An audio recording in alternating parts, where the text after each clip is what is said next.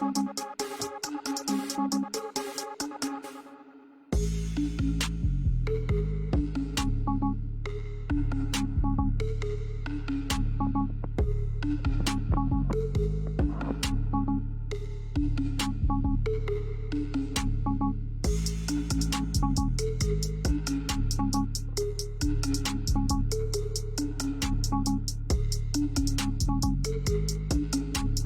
man is lying in a hospital bed, and the doctor, who is Temba, walks in and he says to him, I've got good news and bad news for you. And the patient says, oh, what's the good news, doc? And he says, you have 24 hours to live. But what could be the bad news then, doc? And Temba says, I should have told you this yesterday. Good evening and welcome to Talk with Rams. And thank you so much for joining tonight, especially tonight because there is no guest. So tonight you are the guest. You are joining because you want to have a chat about this subject that I feel strongly about. And I'm certain when I say that I'm feeling very strongly about this subject. So thank you for joining us on Instagram, Facebook, and YouTube. Do please subscribe to our YouTube page, Talk with Rams. And if you do that and you take a screenshot of that page and you send it to admin at Talk with Rams, you also qualify for a 50% discount of The Winning Mindset, a book by our resident personal development coach, Dr. Tando Sibanda. I hope you do take advantage of that opportunity because that book is an amazing book. So, by no means am I an economist. Far from it. But there's one thing I can be comfortable to say. I consume a lot of information. I try to educate myself about a lot of things and therefore form opinions on the back of what I would have learned. So this subject I chose today is not a thumbsuck. It's based on a few things that I've read, a few people I've listened to, some research, and the views I hold on this matter are new, by the way. Like most of you, for a long time, I hated the taxi industry. Look, there are things about the taxi industry I still hate. Let's not make a mistake there. I've got scars to show about the taxi industry. So on the personal level, they can be a bunch of horrible people. But economically speaking, this industry is very important. So I want us to check. I want you to dial 0672718239 and send us your voice notes. I want you to text on Instagram and text on Facebook. And let's chat. Let me hear what you think about this industry, what you think about whether they should be subsidized by government, which is the point of this conversation today. So first, I argue that they should get the 5,000 rand per taxi for the money they have lost during COVID. And by the way, that only covers about 60% of what they lost. They don't cover exactly everything they lost. But I secondly argue that the taxi industry must be subsidized by government. And I'm going to start there. I'm going to start with that part about subsidy. So the government subsidizes public transport.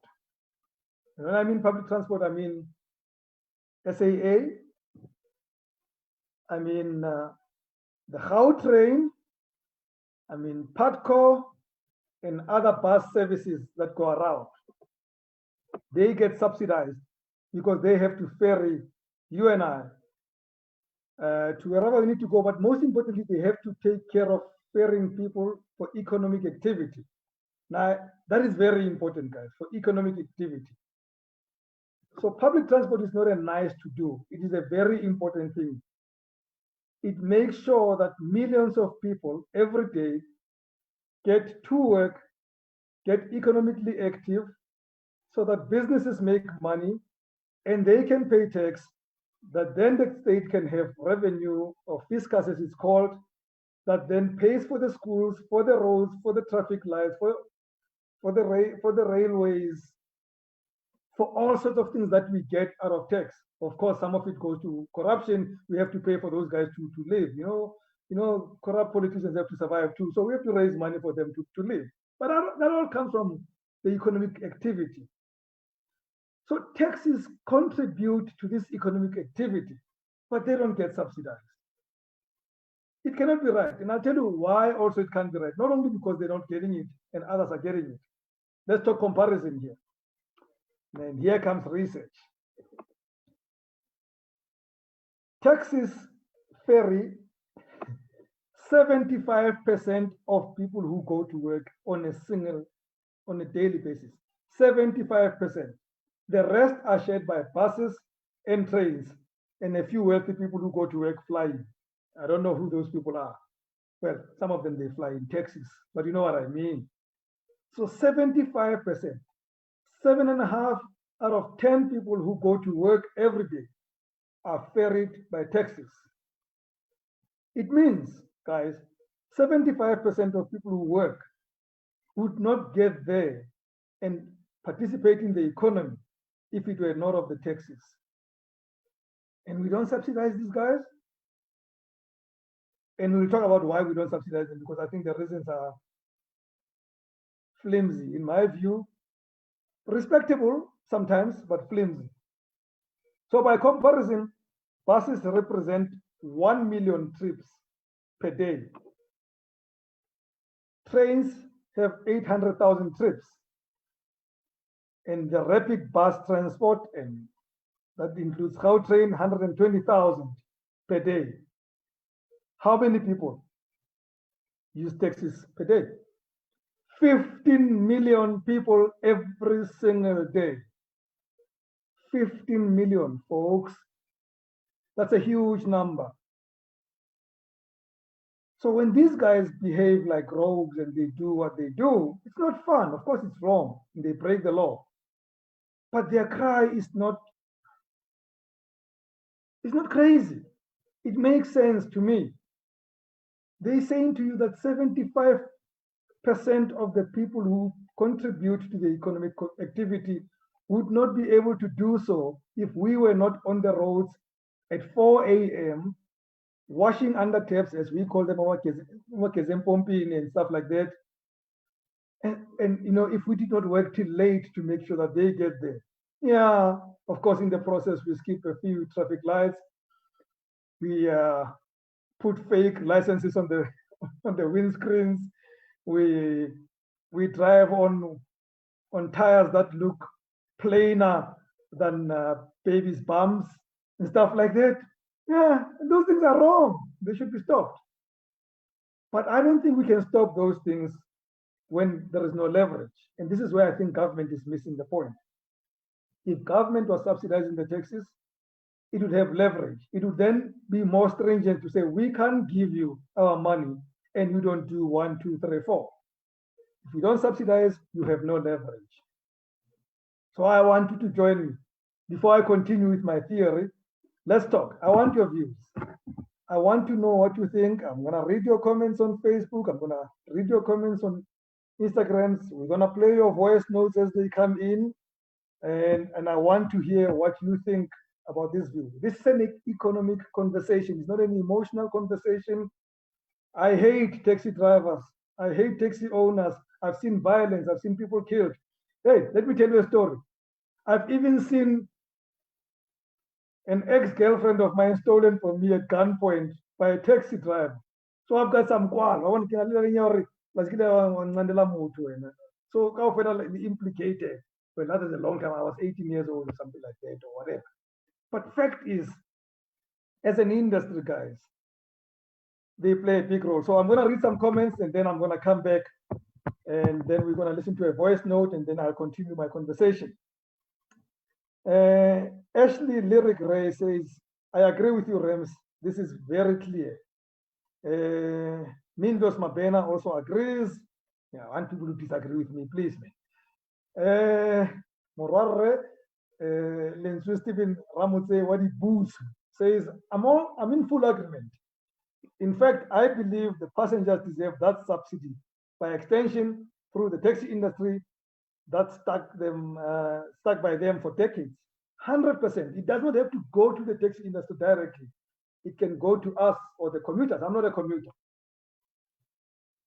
I like this question. I was waiting for the question, Reggie. Thank you very much. Reggie asked the question on Instagram. Says, where is the money going to come from? I'm going to help you, Reggie.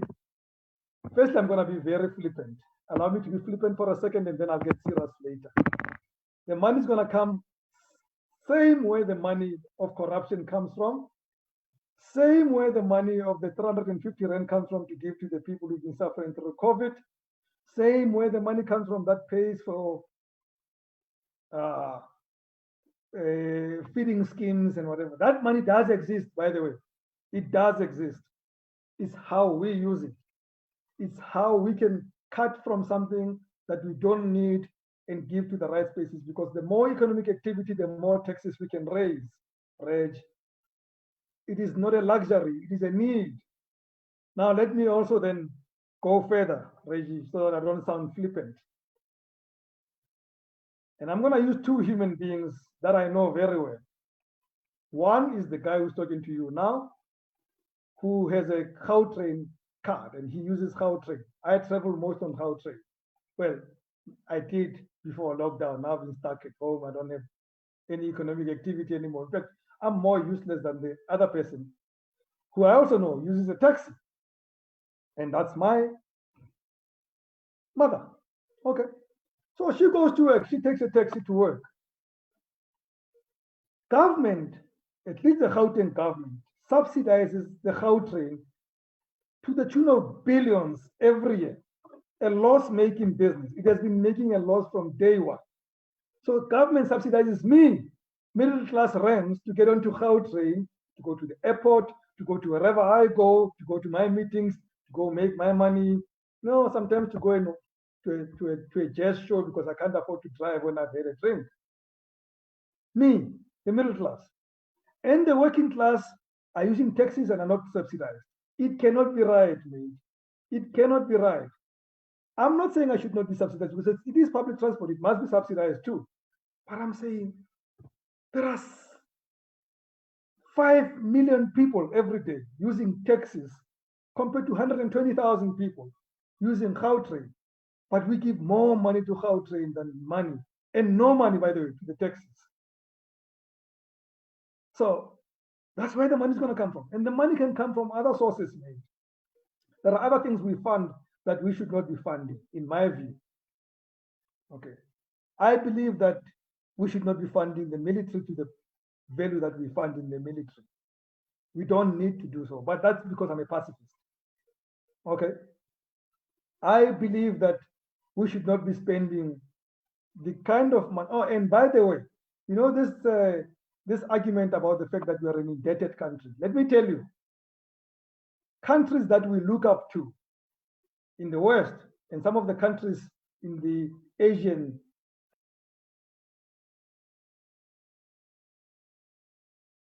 activity so that the state can raise more money out of taxes. Our indebtedness is for wrong reasons. We use our debt for wrong reasons. So there is no reason we should not have debt. Debt is a good thing if you use it for the right reasons. We raise our debt for wrong reasons. And then we want to blame, we want to say, no, but we can't fund the taxes because we can't afford it. Well, we can afford it. We can afford it. Okay, so Freddie, are we ready to do voice notes? Because I think that voice notes will also save me from speaking alone for too long. It's not fun, you know. At the moment, Freddie does not pay me enough to speak for too long. The day he pays me enough, I will talk alone. I used to do that on radio where I was paid. I could talk alone because they paid me to do that. But I don't think I should do that until Freddie raises the money to pay me here. So if the voice notes are not ready, I'm going to read some more of your comments on Facebook. And I truly appreciate them, guys. I want us to have this conversation. Cindy says, then the taxi industry should be regulated like the Gautrain. Right now, it feels like we worship the taxi industry and their gods. Now you bring me to the next point. Of course they should be. Why would I give my money to people that are not regulated? Excellent point. But let's talk about that that regulation. You see, and I said it's leverage. Regulation is leverage, is rather funding is leverage. When you have funded people, you can regulate them. That's what you do with Gauteng. That's what you do with Patco. Then you can say to them, guys, if you don't use this money properly, if you don't do what you do, if you don't follow the rules of the road, if you don't do this, and the other, then we're going to impound you. Then we're going to stop you from traveling. Then we're going to do 1, 2, 3, 4. 100%. Then you have leverage. Government has no leverage at the moment. What they have is, they have a begging voice.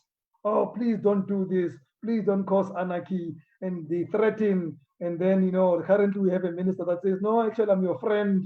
I'm not even going to call the cops on you, but nothing concrete really. And, the other thing about, I have a problem with this thing, and I'm going to say is that I've had a problem with the ANC as a voting fodder. All these 180,000 taxis on the roads, these are the guys we need to vote, and if we don't take care of them, then they won't ferry people to work. I think it's a bad relationship. A leverage-based relationship is much better than a blackmail relationship. But currently we have a blackmail relationship.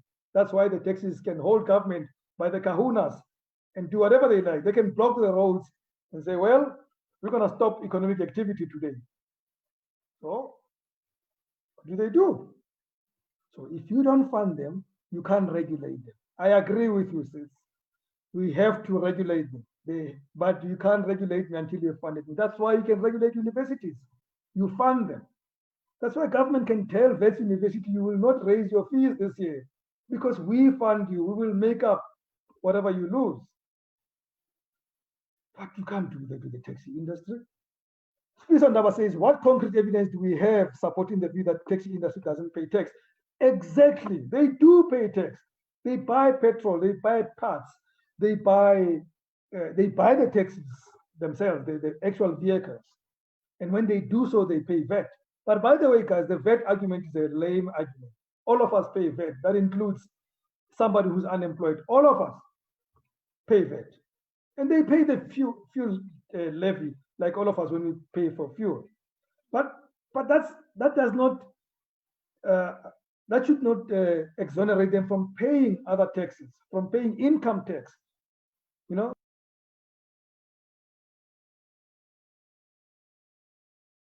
Pay them if currently they are subsidizing government. I believe the taxi industry is subsidizing government, and that cannot hold. That should not hold. That's my view. So using VAT as an excuse, I think it's a lame excuse on their part. They should be paying much more than VAT. All of us pay VAT. But as a business, and I know, I can say that as a business, one of the saddest moments of my life is when I have to do my returns and the government says, later, baba, you made some money, coca. Now the taxis must do the same. Well, Gauteng is not doing the same because they report a loss and they go empty-handed and say, Faga, please put another 220 billion or 160 billion, and they get it and they run. But they run because they contribute to the economy. And I think the Gauteng is right. They have to do that. Let me give another example. Again, Freddie, do we have voice notes? If we don't, I'll continue. But then it's strenuous. So we're going to play one voice note and then we'll come back to you.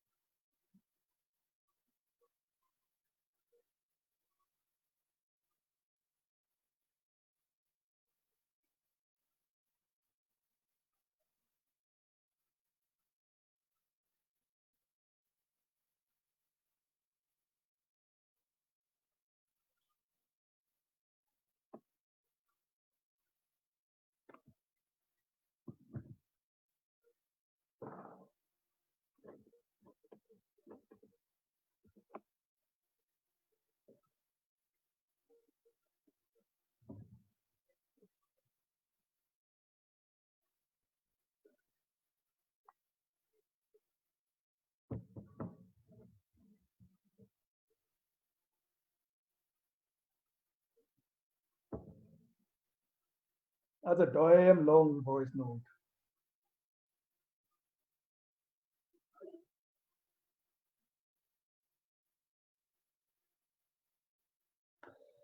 Okay, to the folks on Instagram, sorry, I was gonna play you the voice note because it's a bit of difficult. Freddie is producing this from elsewhere. You can pick up the voice note. The reason I didn't play it is because Freddie had to edit it on his side. It was a long voice note from an anonymous person. So sorry about that. And we had to cut it short. It's too long. Guys, please, when you send a voice note, keep it 30 seconds. It makes it easy for everyone else to participate. It's 0672718239 is the voice note line for WhatsApp. Do send us more. Whew. Let me take a sip. Let me take a sip. Let's enjoy some silence.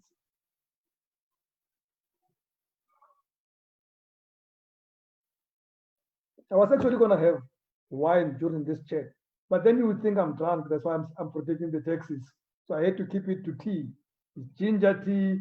It's also good for my voice. I'll have wine later. Tabo Kalane asks on Facebook, will we not opening ourselves to more corruption, considering that these the conduct of taxi drivers and owners? Well, the conduct is one thing, my brother. I mean, I agree with you. Again, I think the conduct is wrong. I have always said that when people break the law, the only way you deal with them is law enforcement. You can't deal with them by denying them subsidies. You know, students at university boycott classes. You can't then say, no, but they're not going to, education is not going to be subsidized because they boycott classes. But when they break those classrooms, or they go to the streets and they loot and stuff like that, then use the law to deal with them.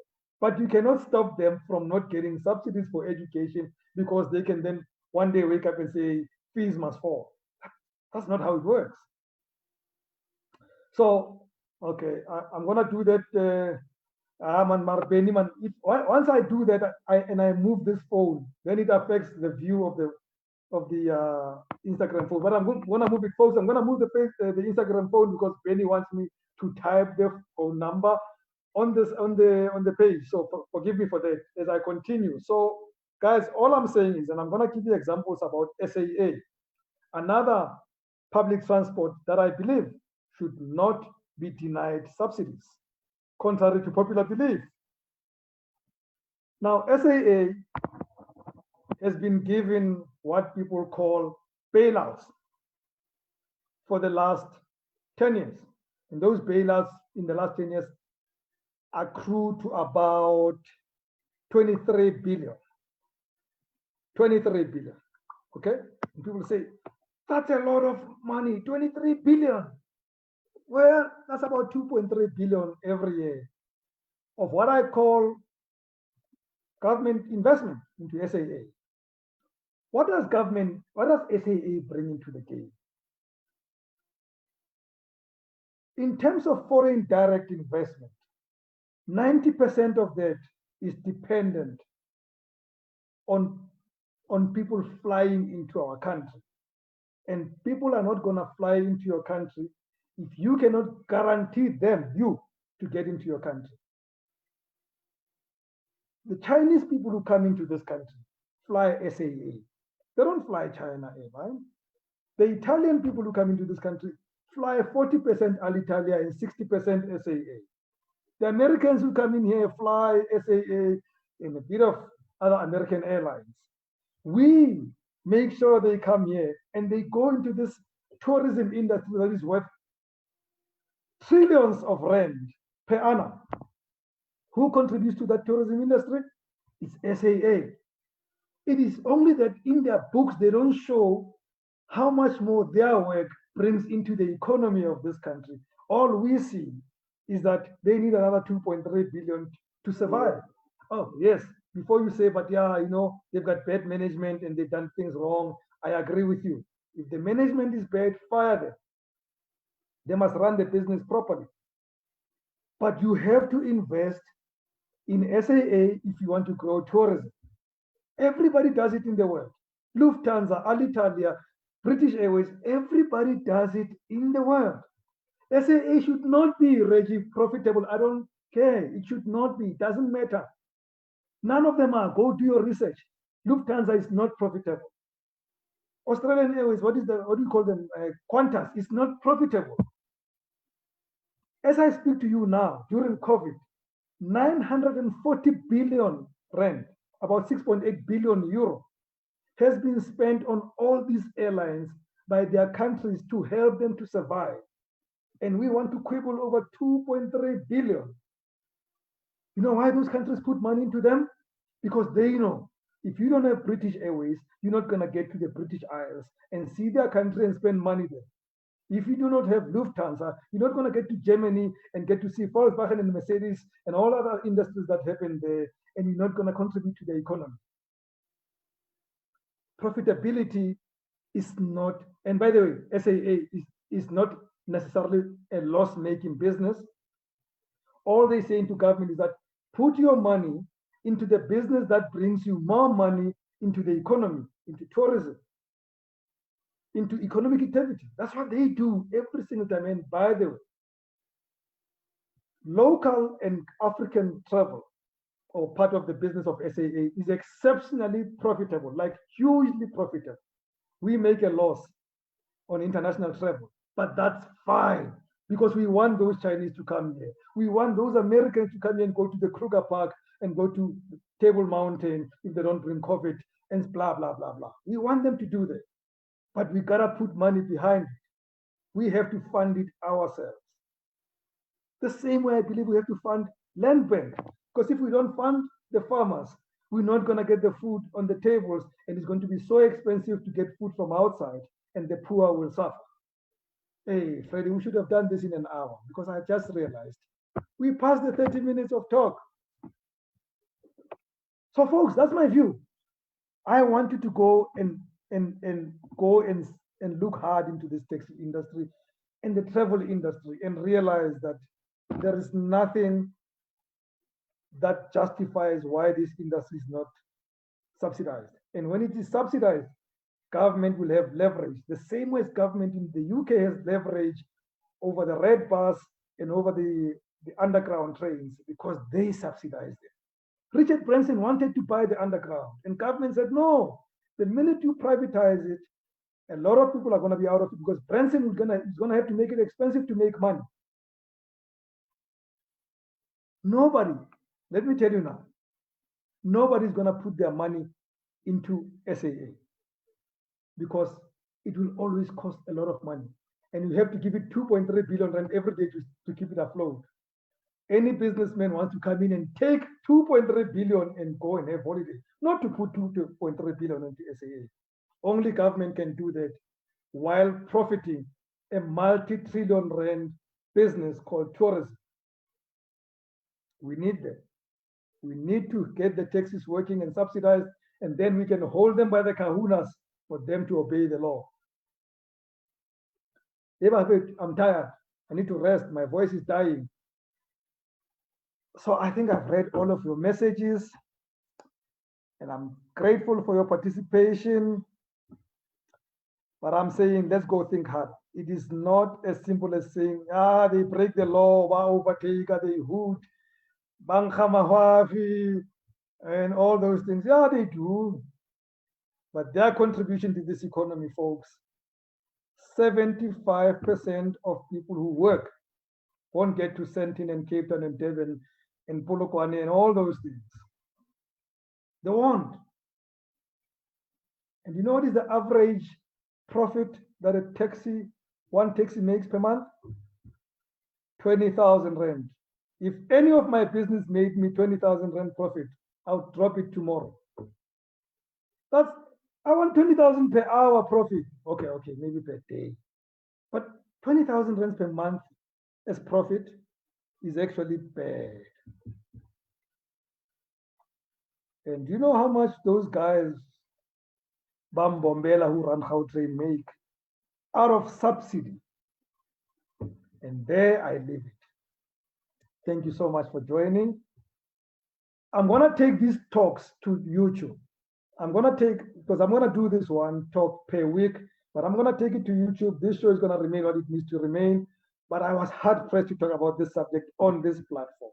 I wanted all of us to be part of this conversation. I thank you for your contributions. I know I need to read this. Nkahi says, all taxis, in order for them to be registered and operate on the roads, of the permits attached to clearance certificate, which only get from SARS. So we do pay tax. Yeah, you do pay tax. I agree with you, mate. But you must pay profit tax. You must pay all sorts of taxes that every business person pays. But I will only insist that you pay those taxes the day you also get subsidized like PARCO. That breaks down every single day with all our money. Thanks, Fred. Thanks, everybody else. Thank you for joining me tonight on my rent. That's what Freddie calls this. I don't want it to be called rent. We leave rent to JJ Tabak. I don't rent. I make sense. Rams make sense. Hey, I don't mean JJ does not make sense. I mean that, that's my trademark. I didn't mean it doesn't make sense. So from me, Rams Mabote, good night and God bless.